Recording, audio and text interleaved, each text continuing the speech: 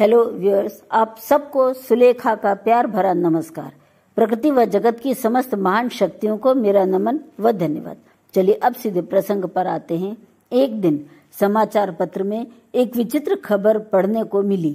खबर यह थी कि एक अमीर पिता के पुत्र ने अपने आप को अपने मित्रों के साथ मिलकर स्वयं ही एक अनजान स्थान पर किडनैप कर लिया है, क्योंकि उसे आवारागर्दी करने के लिए अधिक रुपयों की आवश्यकता थी, जिन्हें उसके पिता देने के लिए तैयार नहीं थे।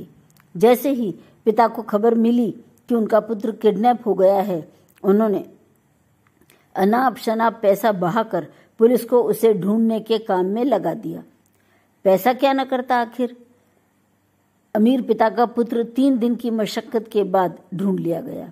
सारी कहानी जानने के बाद पिता को बहुत क्रोध आया, किंतु आसपास के लोगों ने उन्हें ठंडे दिमाग से काम लेने की सलाह दी।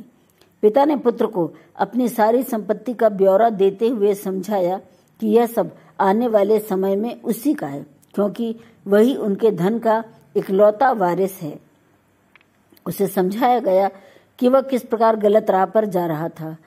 उसके बाद पिता ने अपना बिजनेस संभालने के लिए उसे मानसिक रूप से तैयार करना शुरू कर दिया।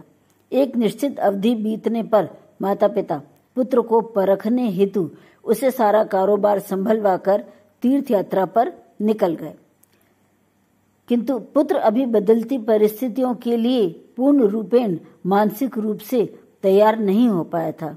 वह किडनैप काल में दुखी रहा था और पूर्व में मिलने वाला ऐशो आराम भी अब कम हो गया था। मित्र भी दूर होने लगे थे और जिम्मेदारियां भी कंधों पर आन पड़ी थी। उम्र कुल 20 वर्ष की थी, अतः पिता उसे सुधारना चाहते थे। इसी कारण कठोर रवैया ही अपना रहे थे, किंतु पुत्र की समझ से यह सब अभी बहुत दूर था। उसने एक दूसरी योजना बनाई।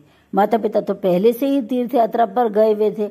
उसने दमकल विभाग को फोन कर कह दिया कि उसके घर में आग लग गई है और वह अकेला है, अतः शीघ्र ही आग बुझाने के लिए गाड़ियां भेजें।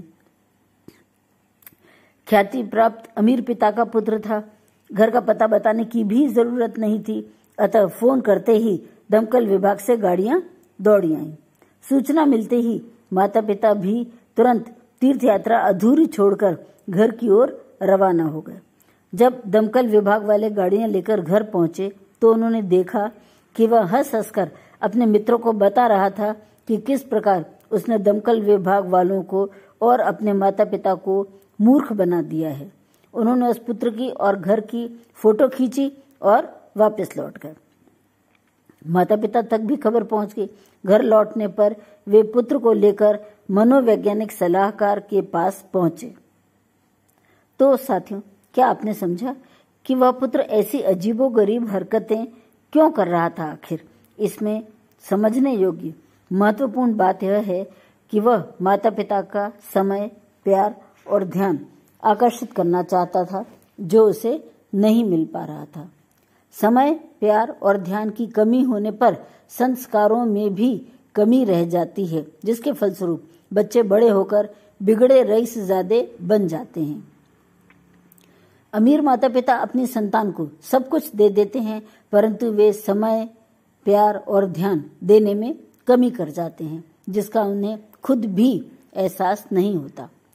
अतः ध्यातव्य यह है कि बच्चों को उनके हक का पूरा प्यार दें, उन्हें समय दें, उन पर ध्यान दें तथा उनमें आरंभ से ही अच्छे संस्कारों का बीजारोपण करें, जिससे ऐसा वक्त कभी ना आए जब कोई आपसे कहे कि अब पछताए होत क्या, जब चिड़िया चुग गई खेत। So be very very careful. नौ, खिलखिलाती प्रकृति का मौन मूक निमंत्रण, मुस्कुराती हरितिमा निहारता नील गगन। So thank you guys, goodbye, फिर मिलेंगे।